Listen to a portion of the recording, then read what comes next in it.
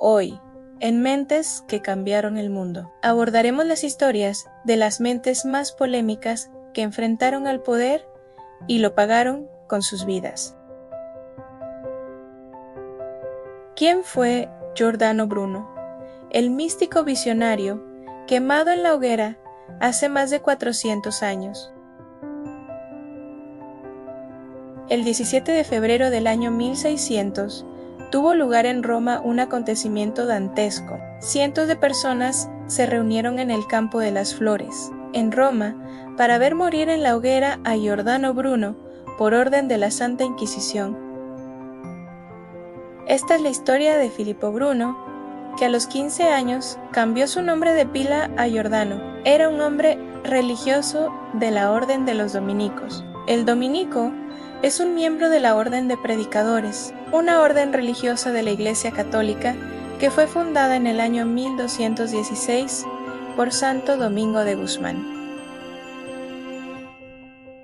Giordano Bruno también escribía poesías y piezas de teatro, además de dedicarse a la filosofía y la teología. Nacido en el año 1548 en Nola, Nápoles, acabó quemado en la hoguera por haber desafiado a la Iglesia e ir en contra de las ideas vigentes en aquel entonces, como por ejemplo, negar que la Tierra era el centro del universo, afirmar que el universo era infinito y que podía haber otros mundos habitados, creer en el panteísmo, la idea de que Dios está en todas las cosas, en vez de ser un ser separado, negar la divinidad de Jesús y otras doctrinas cristianas, pero, según escritos de la época, Bruno hizo más bien lo contrario. Cuentan que mientras ardía en la hoguera, todavía tuvo fuerzas para voltear la cara, para rechazar un crucifijo que alguien le puso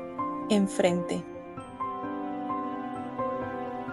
En el libro que escribieron David Elliott y Arnold Brody, titulado Los 7 mejores descubrimientos científicos de la historia, ya se dice que los problemas de Bruno comenzaron en 1575, cuando el dominico se atrevió a leer los textos prohibidos del filósofo holandés Desiderius Erasmo de Róterdam. No fue solo eso lo que lo llevó a la hoguera. Siempre contestatario y con tendencias heterodoxas, llamó la atención desde muy joven su manera de entender la teología, algo que causó un gran malestar entre la comunidad religiosa.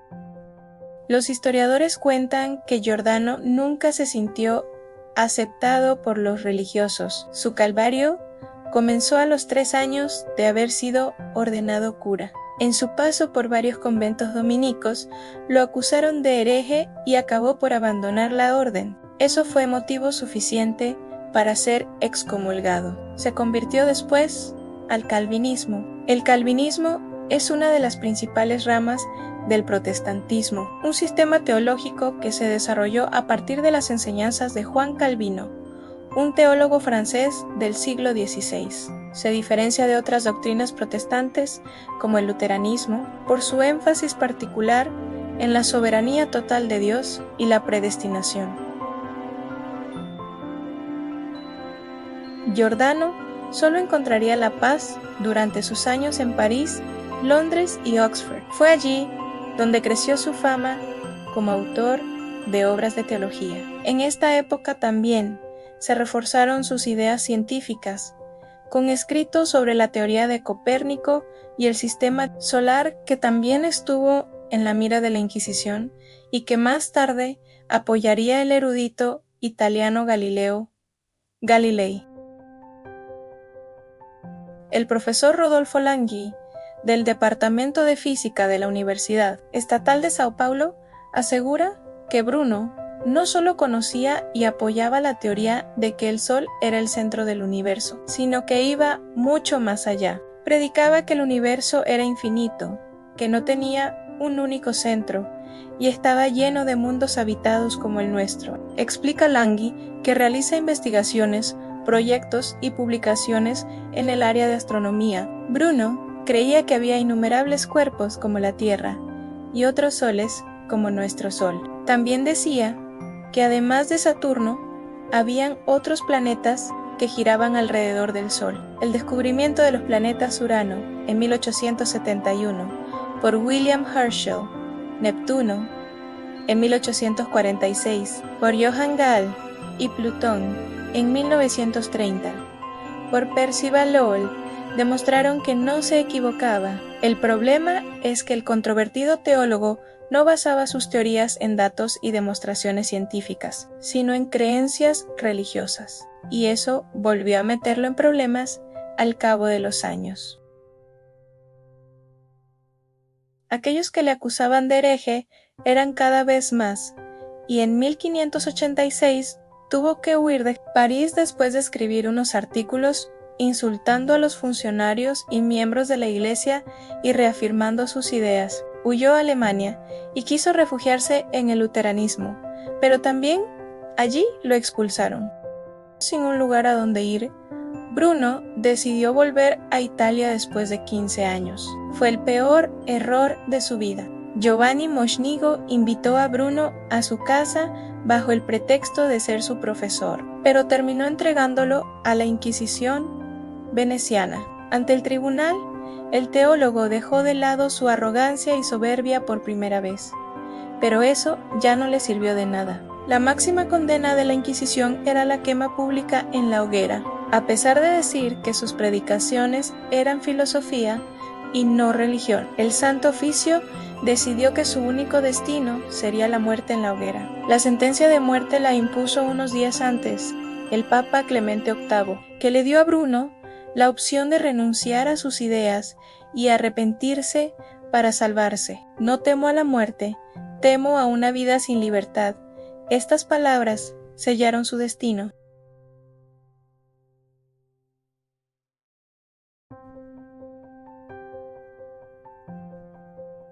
La figura de Giordano Bruno es muy discutida hoy en día, a pesar de las ideas avanzadas que tenía para la época. Muchos investigadores modernos aseguran que no se le puede considerar un científico en el sentido estricto de la palabra. Era un predicador, resume el astrónomo Augusto Damenelli, profesor titular del Instituto de Astronomía, Geofísica y Ciencias Atmosféricas de la Universidad de Sao Paulo, USP. El físico y astrónomo Othon Cabo-Winter, del Departamento de Matemática de la Facultad de Ingeniería de la UNESP. Piensa igual, estaba muy informado y tenía conocimientos astronómicos muy avanzados para la época, pero no hacía ciencia, dice. Bruno mezclaba los conocimientos con sus creencias, y después hacía especulaciones sin ninguna base científica.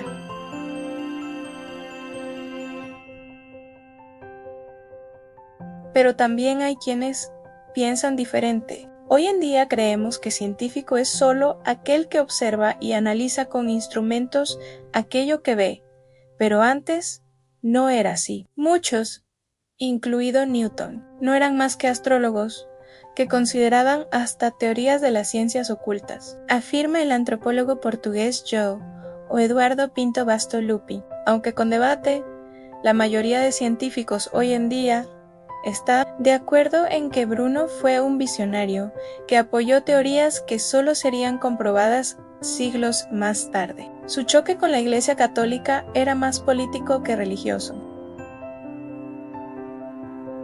Era una lucha entre la Iglesia conservadora, dueña del poder, y la burguesía revolucionaria clase en ascensión. Esa fue la principal razón para la persecución de la Iglesia. Miles de personas pasan hoy en día por el lugar donde Giordano Bruno murió quemado, sin siquiera imaginar lo que aconteció allí hace más de 400 años. Mientras las llamas lo rodeaban, la Iglesia pensó que estaba eliminando una amenaza. 548.